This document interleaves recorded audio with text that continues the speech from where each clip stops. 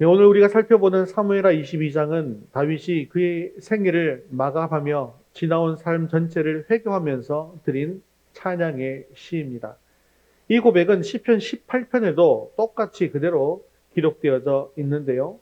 인생을 다 살아가고 난 후에 수많은 전쟁과 배신, 또 도망자의 슬픔과 고독, 그리고 왕으로서 짊어져야만 했던 수많은 무게들을 다 통과한 뒤에 다윗 왕이 내린 최종적인 인생의 결론이 무엇이었습니까? 그것은 바로 하나님은 정말로 살아계시며 그 살아계신 하나님께서 내 삶 전체를 쥐고 이끌어 오셨다라고 하는 사실입니다. 그렇다면 오늘 예배하는 여러분들의 하나님은 여러분의 삶에서 정말로 살아계신 하나님이십니까? 아니면 주일에만 그냥 머릿속으로만 떠올리는 관념 속의 하나님이십니까? 우리는 하나님을 믿는다고 말하면서도 실상 삶 속에서는 하나님이 계시지 않는 것처럼 살아가곤 하더라는 것이죠. 우리 삶의 표면에는 크리스천이라고 하는 라벨이 붙어 있습니다. 하지만 막상 고난이 찾아오거나 삶의 중요한 결정을 내려야 할 때 기도하지 않고 하나님의 통치는 또 두려워하지 않으면서도 세상 사람들과 똑같은 방식으로 염려하면서 아둥바둥 살아가는 모습을 보이더라는 것입니다. 근데 신학자들은 이런 모습을 대해서 실천적 무신론자라고 부르고 있는데요. 입술로는 하나님을 인정합니다. 예수님을 믿는다고 이야기합니다. 하지만 실제 삶의 정황 속에서는 마치 하나님이 죽은 것처럼 살아가는 그런 모습이더라는 것입니다. 16세기 종교개혁을 이끌었던 마틴 루터에게도 이런 어두운 시절이 있었습니다. 거대한 로마 교황청의 압박과 끊임없는 생명의 위협, 그리고 개혁의 과정 속에서 밀려오는 극심한 피로감 때문에 루터는 아주 깊은 좌절에 빠지게 되었습니다. 그는 사흘 동안이나 방에서 나오지 않고 침대에 누워서 모든 것을 다 포기하는 것처럼 보이는 모습을 보였습니다. 그때 그의 아내 케이티가 검은색 상복을 입고 그의 곁으로 다가왔습니다. 놀란 루터가 물었어요. 여보, 혹시 누가 죽었어? 왜 상복을 입고 있어? 아내 케이티가 무거운 음성으로 대답했습니다. 예, 돌아가셨습니다. 대체 누가 죽었단 말이요? 그러자 케이티가 루터의 눈을 똑똑히 바라보면서 이렇게 말했습니다. 하나님이 죽으셨습니다. 루터는 화를 내면서 소리쳤습니다. 무슨 말도 안 되는 소리를 하는 겁니까? 하나님이 어떻게 죽는단 말이요? 그때 케이티는 아주 뼈를 때리는 한마디를 던졌습니다. 하나님이 돌아가시지 않았다면, 여전히 전능하신 하나님께서 살아계신다면 당신이 어찌 이렇게 맥없이 주저앉아 낙심하고 앉아 있을 수 있단 말입니까? 아내의 이 한마디는 주저앉아 있던 루터의 영혼을 깨우는 하나님의 망치가 되었습니다. 루터는 즉시 일어나서 하나님께 무릎을 꿇었고 살아계신 하나님을 다시 의지함으로 종교개혁의 이 거룩한 과업을 완전히 완수할 수가 있었습니다. 사랑하는 성도 여러분, 오늘 이 예배 자리에 나온 여러분은 어떤 삶의 정황 가운데 계십니까? 가정과 건강, 학업과 취업, 또 막막한 미래 앞에서 마틴 루터처럼 주저앉아 있지는 않으십니까? 오늘 우리는 이 말씀을 통해서 도망치거나 피하는 영성이 아니라 삶의 가장 치열한 현장 한복판에서 살아 역사하시는 하나님을 만나게 될 것입니다. 오늘 말씀을 통해서 우리의 영안이 활짝 열려서 살아계신 하나님을 우리의 반석으로 삼고 내 삶의 어두운 적진을 향해서 담대히 달려가며 성벽을 뛰어넘는 역사가 일어날 수 있게 되어지기를 바랍니다. 그래서 마침내 승리의 노래를 부르는 저와 여러분 되시기를 주님의 이름으로 축원합니다. 우리 첫 번째 같이 읽겠습니다. 도피의 영성이 아닌 삶의 현장 전쟁터로 나아가십시오. 29절과 30절 말씀 이어서 읽겠습니다. 여호와여, 주는 나의 등불이시니 여호와께서 나의 어둠을 밝히시리이다. 내가 주를 의뢰하고 적진으로 달리며 내 하나님을 의지하고 성벽을 뛰어넘나이다. 아멘. 오늘 본문에서 다윗이 고백하는 하나님과의 관계는 굉장히 역동적인 모습입니다. 다윗은 내가 주를 의뢰하고 적진으로 달리며 내 하나님을 의지하고 성벽을 뛰어넘나이다 라고 고백하고 있는데, 여기서 우리가 눈여겨보아야 할 기독교 영성의 본질이 숨어져 있습니다. 세상의 많은 종교나 잘못된 영성과는 이 성스러움에 대해서 세상과의 분리, 그 가운데서 찾으라고 하는 경우들이 있죠. 불교는 어떻습니까? 절이 깊은 산속으로 들어가서 조용한 자연 속에서 풍경 소리를 들으면서 마음을 비우는 비움과 도피의 영성을 추구하는 모습을 볼 수가 있습니다. 또 천주교의 일부 수도원 전통은요, 세속의 아웅다웅하는 현장을 떠나서 고요한 곳에서 금식하고 기도하는 것을 거룩함의 최고봉으로 여기곤 했습니다. 세상이 너무 시끄럽고 죄악으로 가득 차 있기 때문에 그 세상에서 벗어나 산속이나 기도원으로 들어가 있으면 마음이 평안해지고 거룩해지는 것 같은 그런 착각을 일으키기가 쉽더라는 것이죠. 그러니 여러분, 속세를 떠나서 산속으로 들어가면 우리의 인간의 죄성이 과연 사라지는 것일까요? 수도원으로 들어가면 사탄의 유혹이 정지되어 버리는 것일까요? 결코 그렇지가 않습니다. 죄의 문제는 환경의 문제가 아니라 우리 인간의 마음의 문제이기 때문에 그렇습니다. 그러므로 기독교의 참된 영성은요, 세상을 피해서 산속으로 들어가는 도피의 영성이 아니라 사람들이 모여있는 삶의 한복판, 즉 시장과 도시 그리고 치열한 적진 속으로 파고드는 현장의 영성이 되어야 한다는 것입니다. 그래서 교회가 산꼭대기가 아니라 사람들이 모이는 아파트 단지나 이 도심 한복판에 세워지는 이유가 바로 여기에 있는 것이죠. 다윗의 생애를 한번 보십시오. 다윗이 하나님과 가장 깊은 영적인 교제를 나누고 하나님의 살아계심을 뼈저리게 경험했던 장소가 어디였습니까? 한적하고 조용한 성전이었습니까? 아닙니다. 그가 하나님을 깊이 만날 수 있었던 곳은 바로 골리앗이 하나님을 모독하며 고함치던 엘라 골짜기의 전쟁터였습니다. 그리고 사울왕의 추격을 피해서 밤마다 이슬을 맞으며 굴 속에 숨어야만 했던 광야의 현장이었습니다. 골리앗이 거대한 위용을 자랑하면서 하나님을 모독할 때 다윗은 안전한 성전에 숨어서 하나님, 저 원수를 벼락으로 쳐 주옵소서라고 기도만 하고 있지 않았다는 것이죠. 다윗은 하나님의 이름을 의지하며 물맷돌을 들고 골리앗이라는 거대한 적진을 향해서 달려간 것입니다. 개혁주의 신앙이 우리에게 가르쳐주는 핵심 가치 중에 하나는 바로 우리가 살아가는 모든 삶의 영역이 하나님의 주권이 선포되는 거룩한 현장이라고 하는 사실입니다. 개혁주의 신학자 아브라함 카이퍼는 이에 대해서 우리 삶의 모든 영역 중에서 그리스도께서 내 것이다 라고 외치지 않으시는 영역은 단 1인치도 없다라고 선언한 것 같은 것이죠. 우리는 흔히 목사나 선교사처럼 교회에 직접적인 일을 하는 사람만이 거룩한 사명을 받은 성직자이고 월요일부터 금요일까지 세상 직장에서 일하고 공부하며 가정을 돌보는 성도들의 삶은 세속적인 일이다 라고 이분법적으로 나누고는 합니다. 그러나 이것은 잘못된 생각입니다. 개혁주의 종교 개혁자들은 만인 제사장들과 소명론을 확립했죠. 모두가 제사장이며 내가 일하는 일터가 바로 하나님께서 불러주신 소명의 자리라는 것입니다.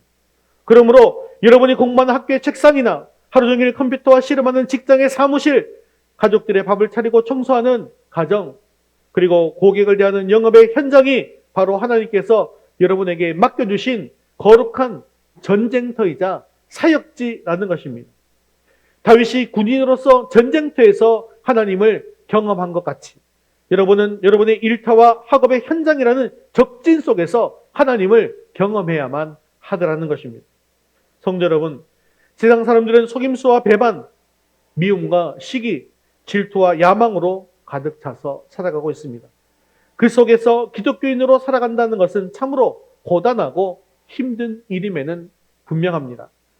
적진을 향해 달려가는 것과 같이 두렵고 도저히 넘을 수 없고 높은 성벽을 만난 것처럼 막막할 때가 있습니다. 하지만 진정한 믿음의 가치는 온실 속에서 편안하게 화초를 키우는 것이 아니라 비바람이 몰아치는 야생에서 아름다운 꽃을 피워내는 것에 있다는 사실을 기억하시기를 바랍니다. 나를 괴롭히는 사람이 아무도 없는 안전지대로 숨어드는 것은 참된 믿음이 아니라 때로는 불신앙의 회피일 수 있다는 것입니다. 세상의 모진 풍파 속에서 나를 욕하고 비난하는 불신자들 한복판에서 하나님의 말씀대로 정직하게 살아가려고 몸부림치는 여러분의 그 치열한 삶의 현장이 바로 하나님께서 가장 기뻐하시는 거룩한 예배의 자리라는 것이죠. 그래서 다윗은 31절에 이렇게 고백하고 있는 것입니다. 같이 읽겠습니다. 하나님의 도는 완전하고 여호와의 말씀은 진실하니 그는 자기에게 피하는 모든 자에게 방패시로다. 아멘.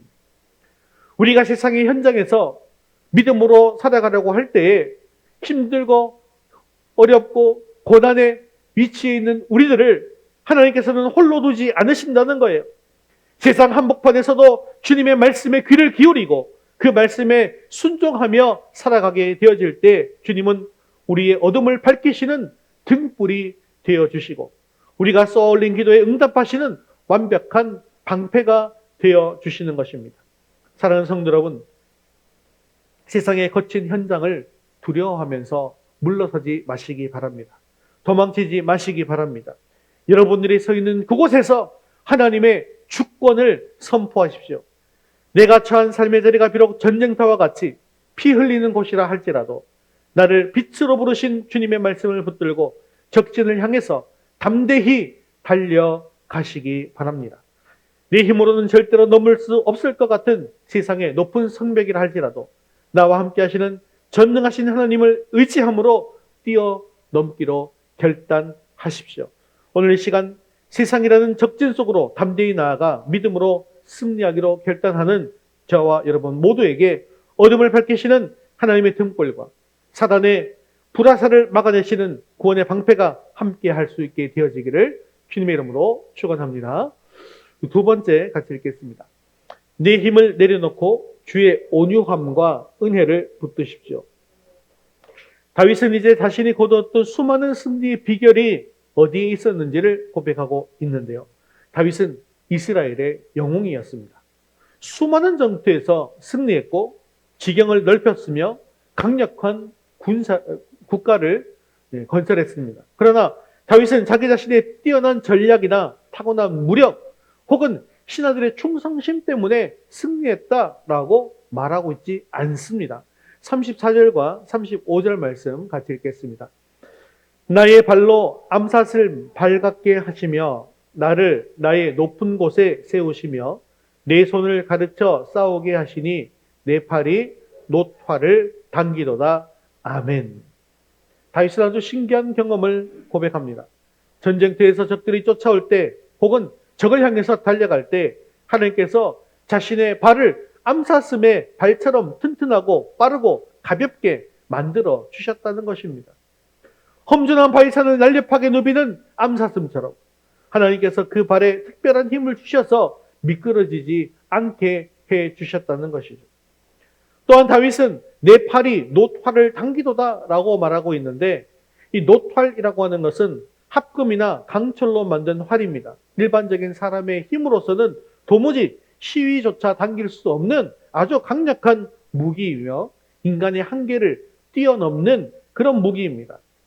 다윗은 자신의 힘으로는 절대로 당길 수 없는 그 놋활을 당겨서 적들을 물리쳤는데 그것은 자기 팔의 근력 때문이 아니라 하나님이 내 손을 가르쳐서 싸우게 해주셨고 하나님이 내 팔에 초자연적인 힘을 공급하셨기 때문이다라고 고백하고 있는 것입니다.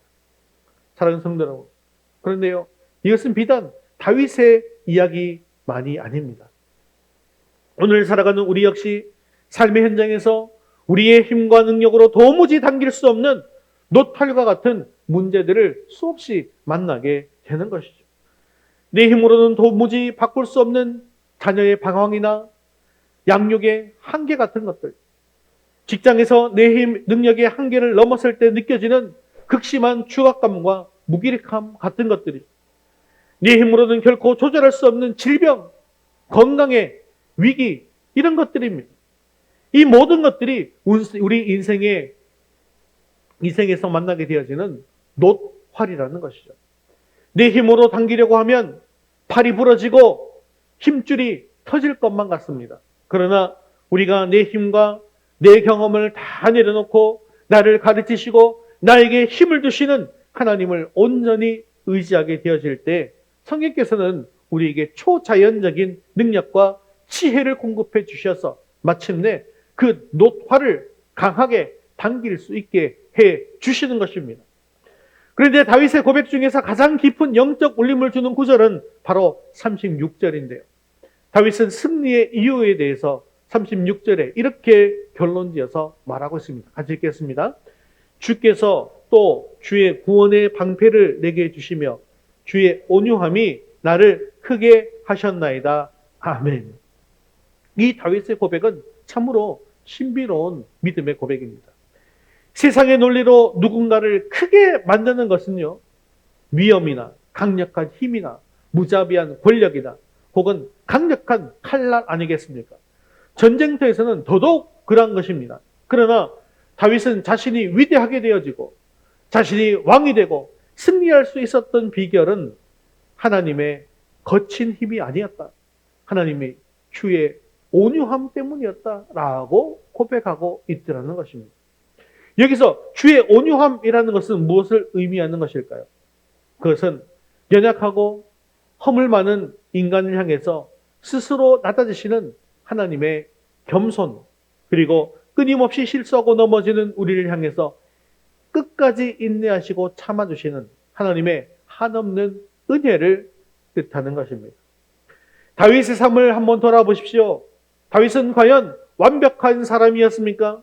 그가 흠이 없는 도덕적 완벽주의자였기 때문에 하나님께서 크게 쓰신 것일까요?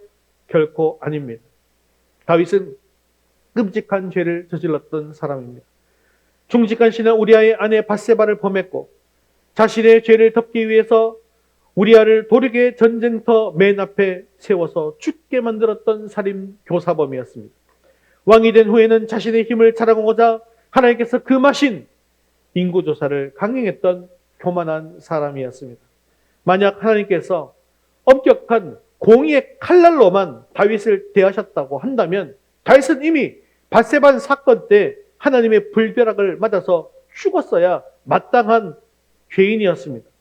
지옥의 가장 깊은 곳에 떨어졌어도 마땅한 인생이었습니다. 하지만 하나님은 어떠셨습니까? 나단 선지자를 보내셔서 그의 죄를 지적하셨습니다. 그리고 즉시 회개하자 하나님은 또한 다윗을 즉시 죽이지 않으시고 용서해 주셨습니다. 마땅히 내려야 할 무서운 영원한 심판 대신 다윗을 품어주시고 인내해 주셨습니다. 십자가의 그 깊은 사랑으로 그를 온유하게 대해 주신 것입니다. 다윗은 인생의 끝자락에서 그래서 깨달은 것이 있어요.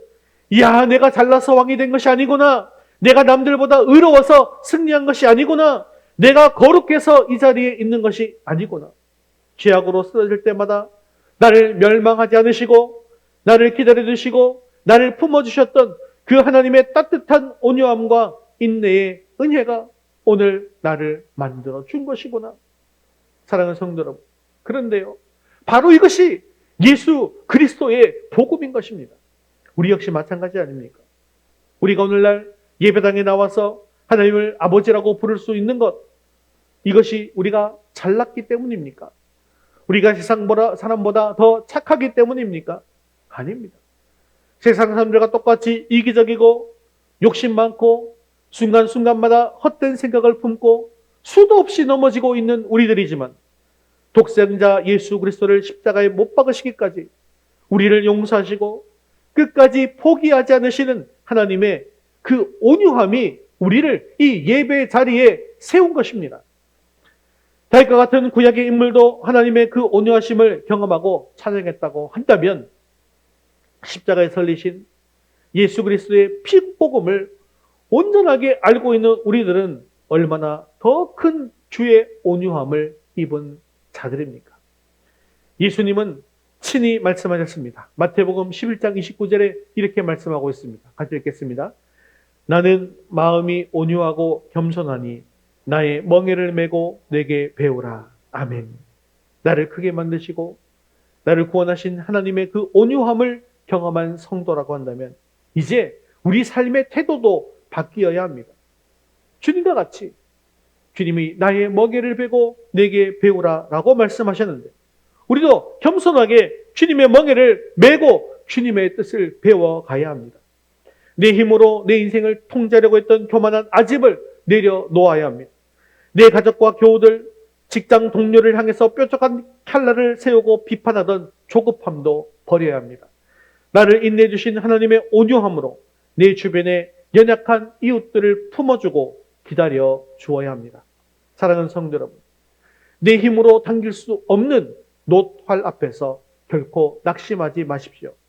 나를 향해서 낮아지시고 나를 인내로 품어주시는 주의 온유함을 바라보시기를 바랍니다. 그리고 내 삶의 모든 축복을 주님께 겸손히 내어드리기로 결단하십시오. 나의 능력이 아니라 하나님의 은혜만을 자랑하며 나를 온유하게 대하신 주님의 사랑을 닮아서 세상을 향해 온유의 손길을 내밀기로 결단하는 저와 여러분 모두에게 노타를 당기게 하시는 하나님의 초자연적인 능력이 임할 수 있게 되어지기를 주님의 이름으로 축원합니다. 우리 세 번째 같이 읽겠습니다. 내 삶 속에 살아계신 하나님을 찬양하십시오. 이제 다윗은 오늘 본문의 마지막 부분에서 온 영혼을 당해서 우렁찬 목소리로 찬양의 대합창의 소리를 높이고 있습니다. 우리 47절 말씀 같이 읽겠습니다. 여호와의 사심을 들고 나의 반석을 찬송하며 내 구원의 반석이신 하나님을 높일지로다. 아멘. 여기서 여호와의 사심을 두고 라고 하는 이 고백은요, 단순히 하나님이 존재하신다라고 하는 관념적인 개념을 말하는 것은 아닙니다. 이것은 하나님이 과거의 하나님이 아니라 지금 이 순간에도 내 삶의 한복판에서 눈을 서슬퍼렇게 뜨고 숨쉬며 역사하시는 살아계시는 하나님이시다라는 생생한 현장성 있는 그런 고백이라는 것이죠. 우리가 믿는 하나님은 어떤 하나님이십니까? 그분은 2000년, 3000년, 4000년 전 성경책 소맥에만 갇혀 계시는 그 문장 속의 하나님이 아니십니다. 박물관 유물처럼 진열장 속에 들어가 계신 하나님이 아니시라는 거예요. 우리가 믿는 하나님은 지금도 우주 만물을 운행하시고 역사를 경륜하시고 나의 들숨과 날숨도 주관하시며 내 삶의 지극히 작은 신음에도 응답하시는 살아계신 하나님이시라는 것이죠. 다윗이 어떻게 이런 고백을 할 수 있었습니까? 다윗 인생 전체가 바로 하나님의 살아계심을 증명하는 생생한 지문들로 가득 차 있었기 때문인 것입니다. 아무도 알아주지 않던 이새의 막내 아들, 들판에서 양을 치던 냄새나는 시골 소년에게 사무엘을 보내주셔서 기름 부으실 때 하나님은 살아 계셨다는 것이죠. 모두가 고고 골리앗 앞에서 떨고 있을 때 물맷돌 5개를 들고 나간 소년의 손을 통해서 골리앗의 이마를 정확히 타격하게 하셨을 때 하나님은 살아 계셨던 것입니다. 사울 왕이 단창을 던져서 벽에 박히게 할 때 그 창을 피하게 하셨고 10년이라는 도망대의 세월 동안 광야의 동굴 속에서 이슬을 맞으며 산적 두목처럼 연명하게 할 때에도 하나님은 살아 계셨습니다. 아기스 왕 앞에서 침을 흘리며 미친 채 하면서 겨우 목숨을 건질 때도 하나님은 여전히 살아 계셔서 다윗의 발걸음을 지키고 계셨던 것입니다. 왕이 된 이후에 아들 압살롬의 반역으로 신발을 신지 못한 채 맨발로 감람산을 오르며 눈물 흘릴 때도 하나님은 살아계셔서 아히도벨의 모략을 무력화시키시고 다윗을 다시 왕자로 회복시켜 주셨습니다. 그렇게 다윗은 인생의 노년에 자기 자신을 공치사하거나 자신의 무용담을 자랑하지 않았습니다. 그 위대한 업적 앞에서도 교만해지지 않았습니다. 왜 그렇습니까?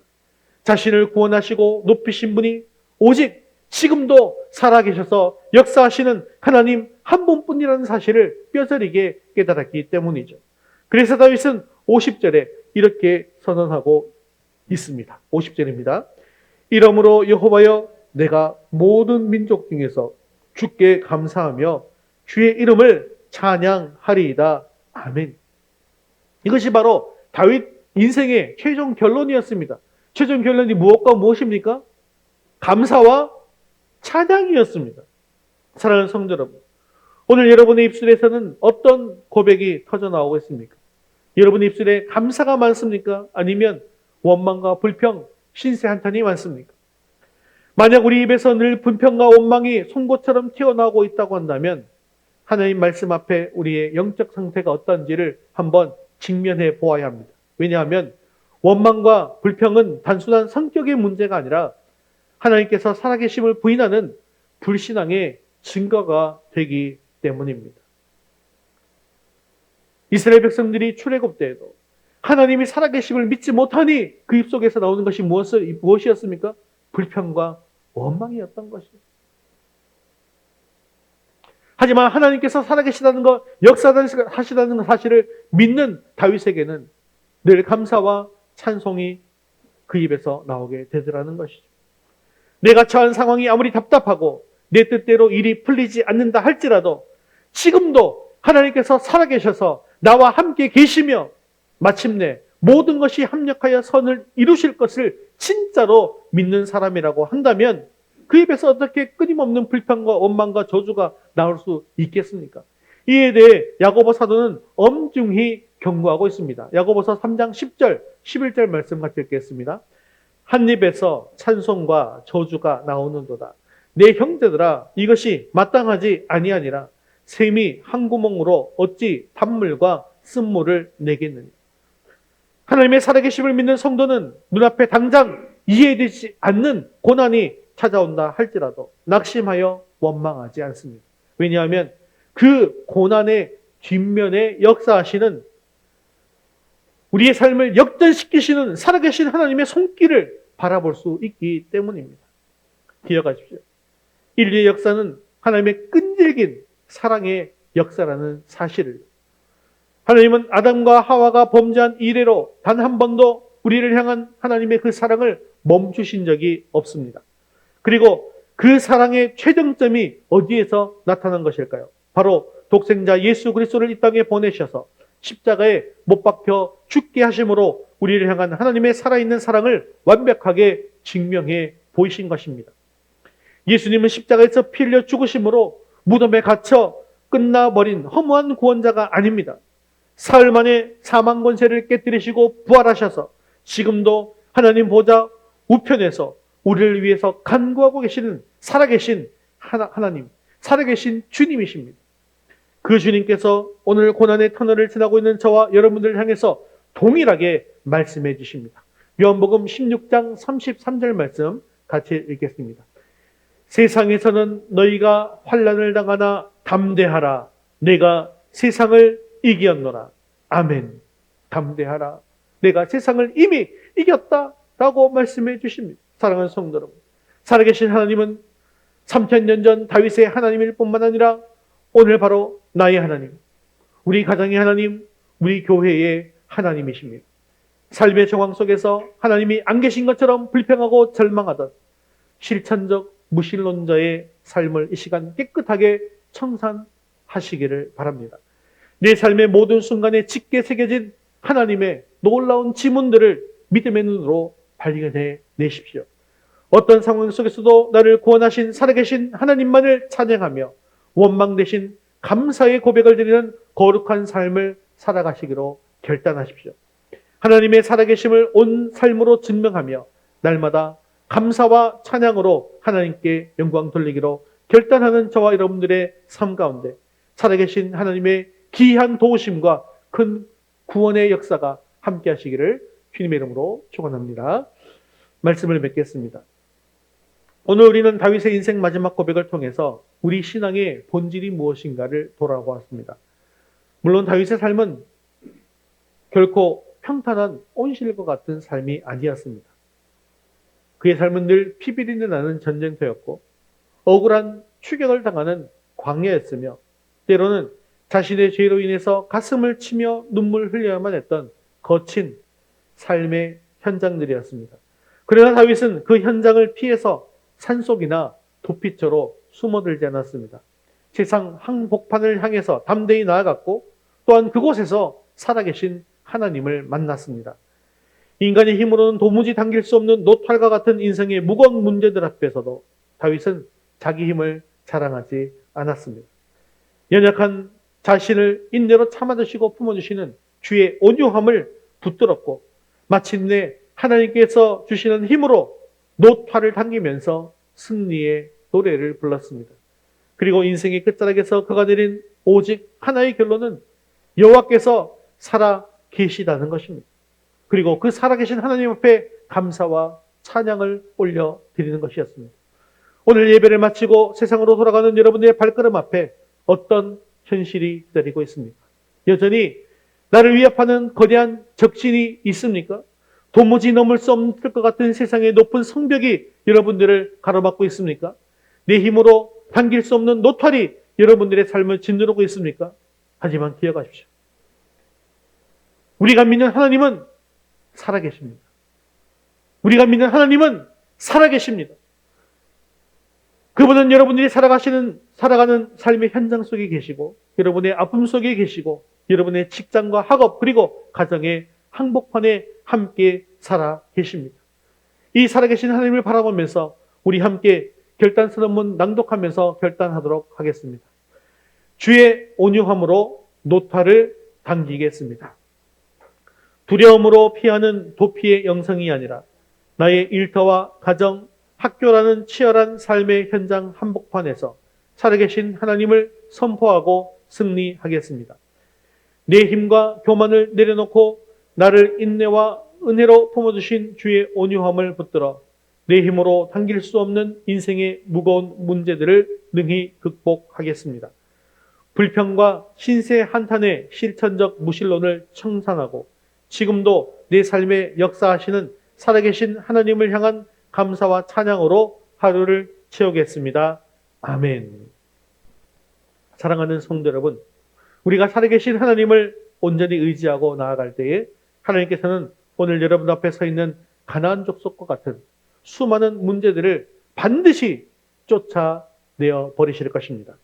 여러분의 발을 암사슴발처럼 튼튼하게 하사 성벽을 뛰어넘게 하실 것입니다.